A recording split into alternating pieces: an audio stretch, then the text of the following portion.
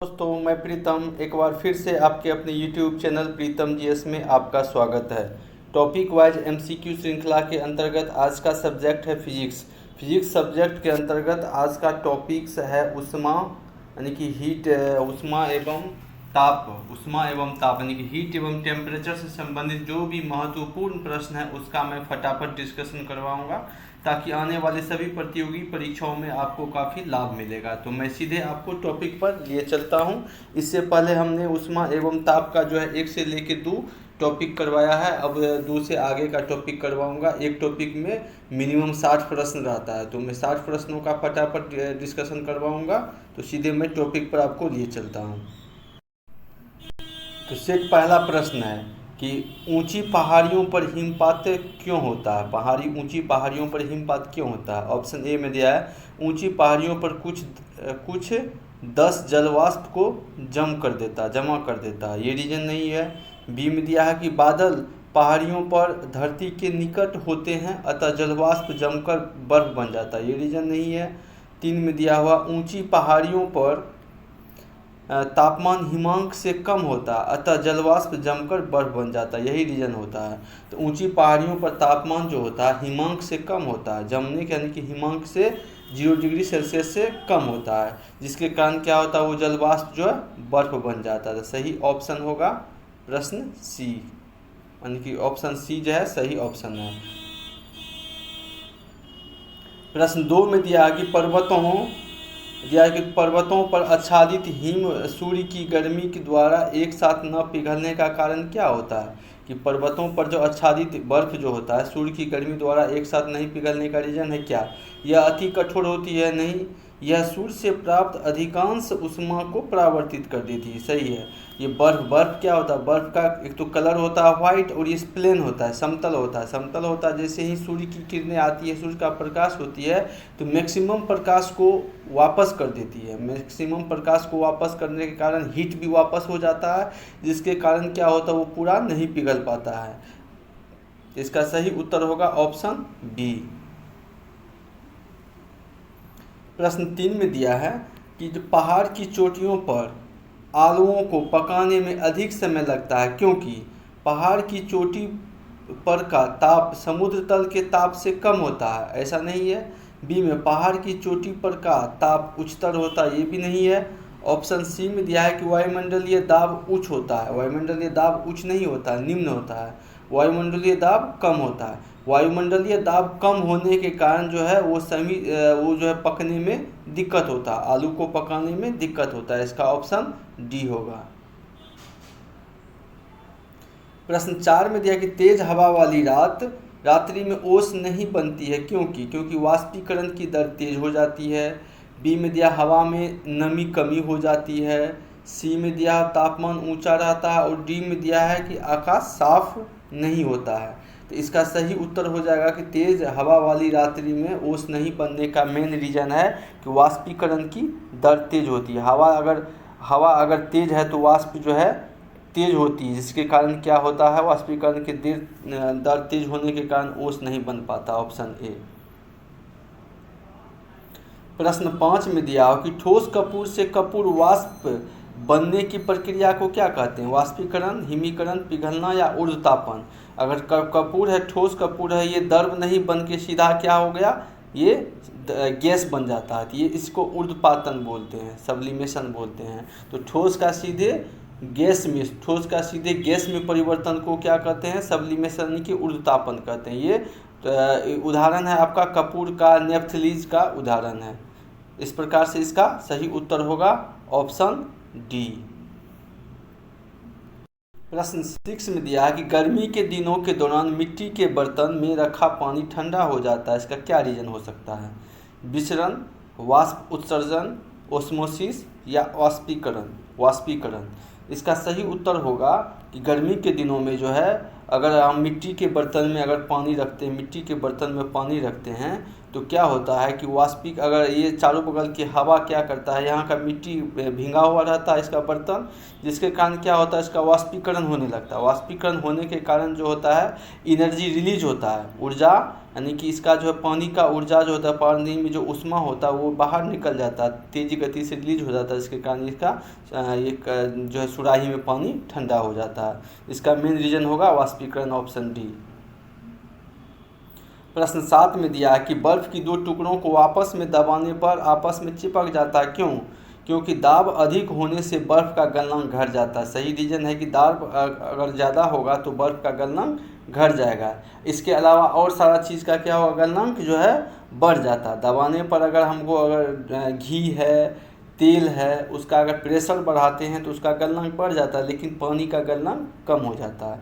इसके कारण ही अगर बर्फ़ पर स्केटिंग करना आसान होता है। अगर दाब बढ़ने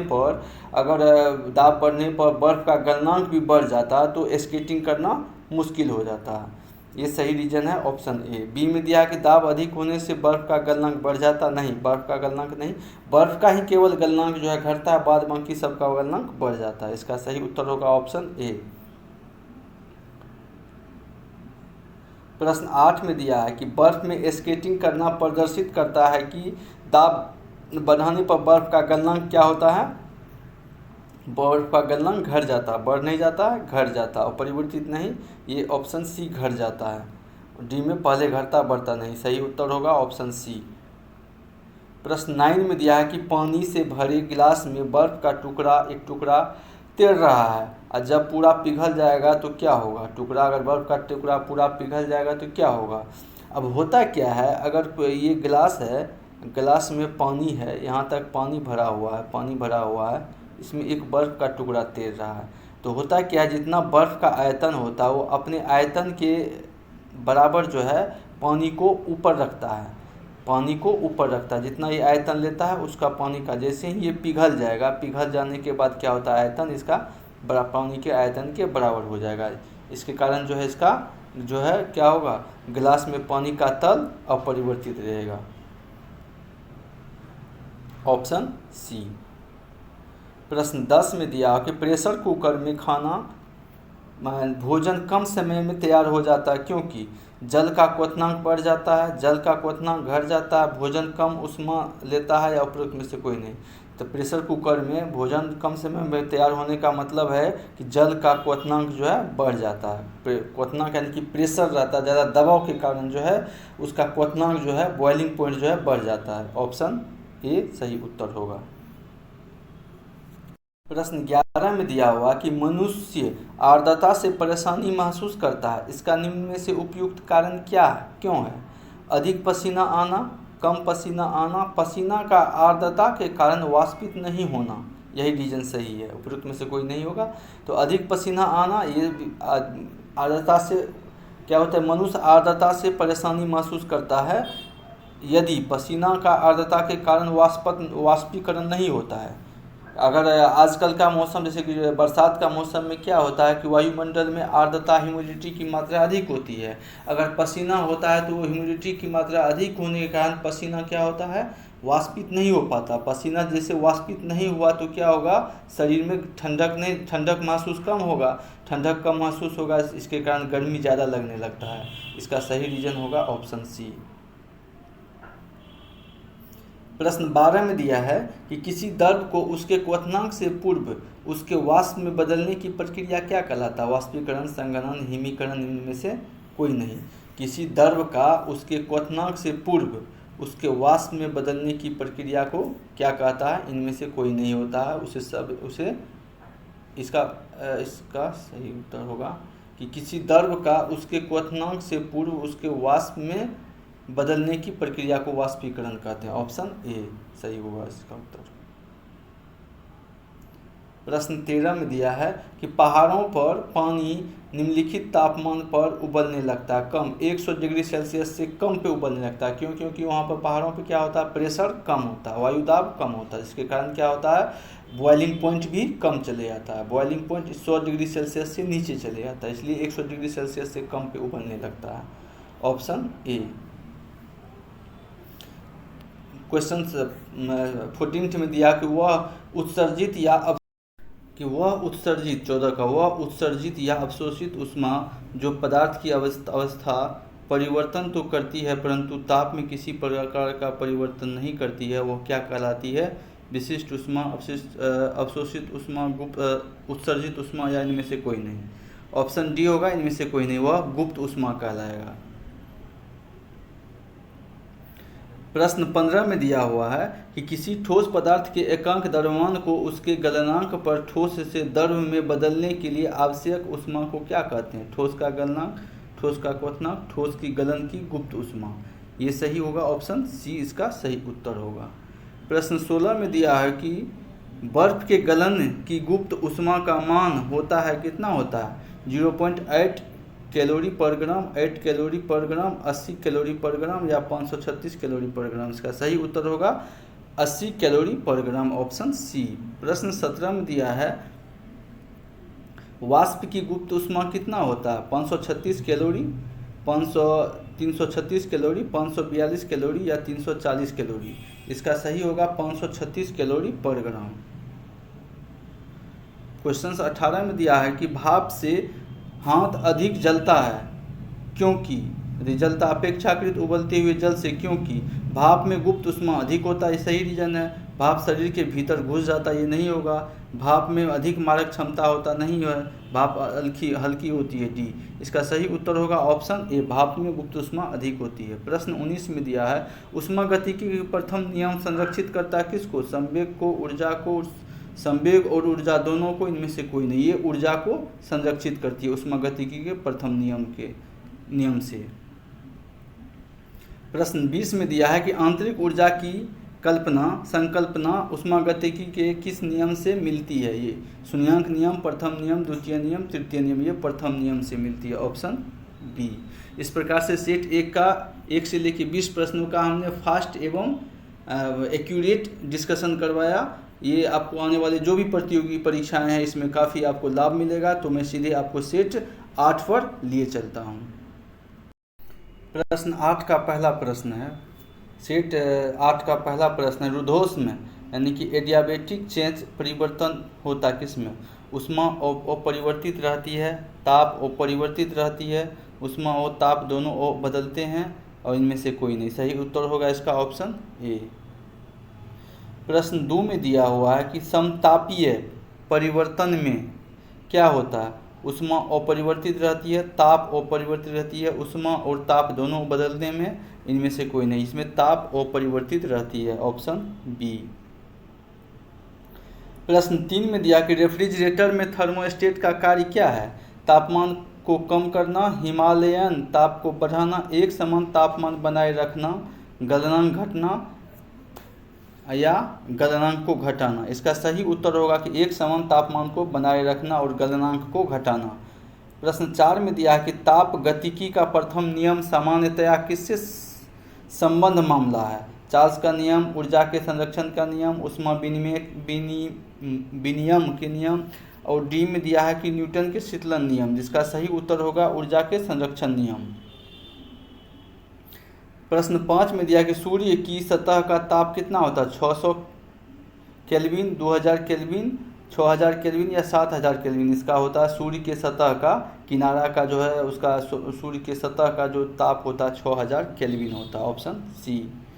प्रश्न 6 में दिया है कि जब पानी में नमक मिलाया जाता है तो निम्नलिखित में से कौन सा परिवर्तन होता है? क्वथनांक बढ़ता है और जमाव बिंदु घटता है।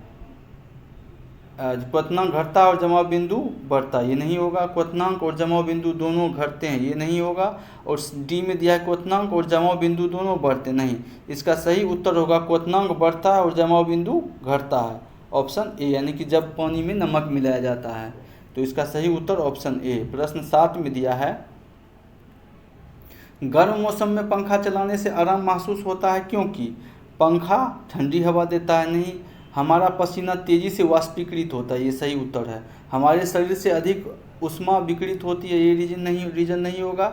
और डी में दिया कि हवा की संवाहकता बढ़ जाती है, नहीं। गर्म मौसम में पंखा चलाने से क्या होता है? हमारा पसीना तेज़ी से वाष्पीकृत हो जाता है, इसके कारण हमें ठंडक महसूस होती है, ऑप्शन बी उत्तर होगा।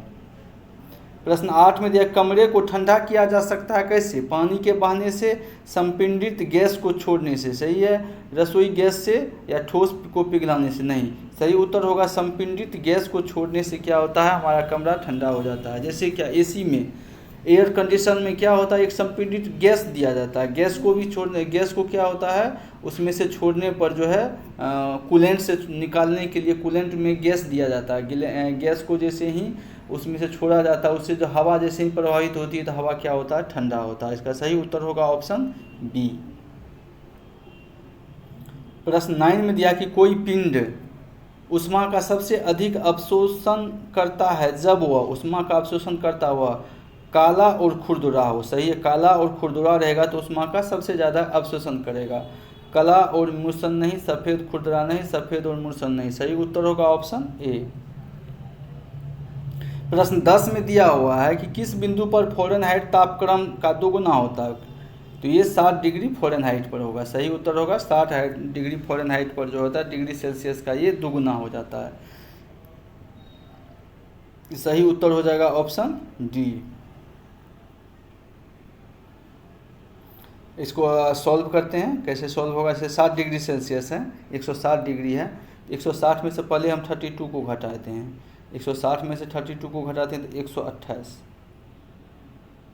ठीक है, 128 को जैसे घटाते हैं तो इसमें क्या होगा 5/9, 5/9, 9 से इसको घटाएंगे तो 12 108, 12 पंचे 60, 12 को 5 से गुना करते हैं 60, यानी कि 60 डिग्री सेल्सियस बराबर 160 डिग्री फ़ारेनहाइट।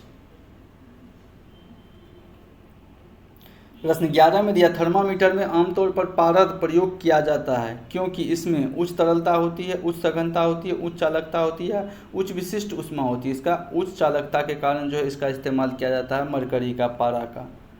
प्रश्न 12 में दिया है कि अशुद्धियों के कारण द्रव का क्वथनांक क्या हो जाता है, बढ़ जाता है, घट जाता है, वही रहता है या कोई संबंध नहीं, ये बढ़ जाता है। अशुद्धि मिलाएंगे तो द्रव का क्वथनांक जो है, इसका जो है क्वथनांक का मतलब क्या हो गया, बॉइलिंग पॉइंट, बॉयल उबलना, तो उबलना क्या होता है, बढ़ जाता है। इसका ऑप्शन बी।